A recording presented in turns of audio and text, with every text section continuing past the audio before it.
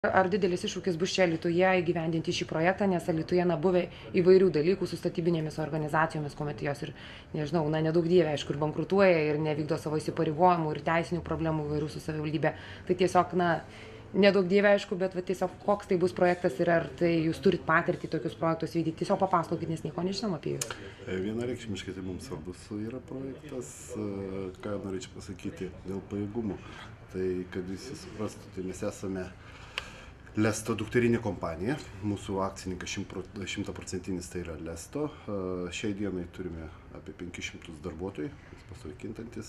Pernai metų apyvarta buvo 78 milijonai. Mes aptarnaujame tinklus Lesto visoje Lietuvoje, tiek Vilniuje, tiek Kaune, tiek Utenoje, tiek dabar Panevėžy, Klaipėdoje. Ta prasme padengiam visą Lietuvą. Taip kad šitoje vietoje manyčiau, kad dėl pajėgumų mūsų abejoti nereikia. O kad mums iš principo, tai sakykime, kad veikla diversifikuojant savo pajamų portfelį bus sąlyginai dar nauja, nors yra daromi tie dalykai, bet kadangi visoje Lietuvoje įsilinguoja šitas, tai yra, sakykime, apšvietimo keitimas, tai manyčiau, norą turime tikrai padaryti gerai, kokybiškai ir laiku. Ir tai būtų mūsų kaip vizitinė kortelė einant į kitas savivaldybės. Taip, kad pajėgumų tikrai galiu garantuoti, kad turime ir darbus atliksime, tikiuosi, pagal tai, kas buvo sutartyse surašyta. O bendrą kalbą visą laiką ieškojom, rasdom ir rasim su visais.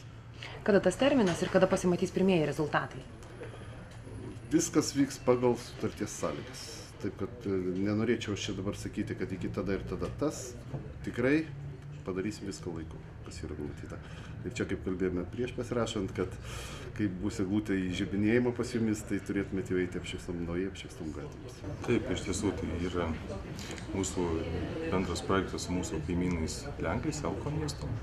Jis vadinasi šviesesnė kaiminystė. O kaip mes vadiname, tai tiesiog Alytaus miesto gatvių apšvietimo tinklų remontas ir modernizacija. Šitie tikslai buvo iškelti ir koalicijos programoje. Todėl buvo pasirinktas techninis projektas ir atsiradus pirmai galimybei mes pateikėm paraišką. Paraiška buvo teikiamai įvertinta ir skirtas finansavimas. Labai džiaugiamės, kad tą galėsime įgyvendinti,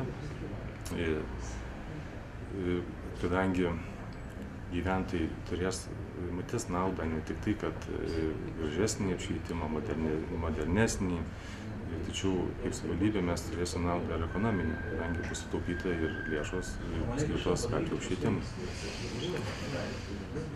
Projekto gyvendinimo trukmė darbų 5 mėnesiai, finansavimo administravimo sutartis turėtų baigtas gruodžio 31 dieną. Taip, kad jau mes šiais metais rezultatą tikrai turėsime. Finansavimas buvo skirtas 2 milijonai litų, tačiau įvykdžius pirkimus mes pirkom mažiau negu už pusę kainos. Todėl jau dabar rengiame papildomą schemą, teiksime jungtiniam prekybos sekretariatui, prašysime, kad pratęstų finansavimo administravimo sutartį, leistų vykdyti pirkimus ir manau, kad gavus pritarimą, galbūt tiek pat, o gal ir daugiau pačių šviestuvų, betramų nupirksim ir manau, kad pasidengs praktiškai visas miestas naujai šviestuvų. Taip, o kokios gatvės dabar pirmiausiai bus, jūs minėjote atskiras gatvės, kur šiuo metu šio projekto rėmuose bus vykdoma ta modernizacija apšvietimo? Taip, tai yra labai daug gatvių išvardinta, bet iš esmės tai mes teikdami paraišką lyg tai rišomės prie samų vykdomų projektų, tai būtent prie centrinės miesto dalies. Todėl Pulko gatvėje bus keičiami 34 šviestuvai su atramomis, kurie turėtų būti vizualiai panašus į esamus jau pastatytus miesto centrinėje dalyje.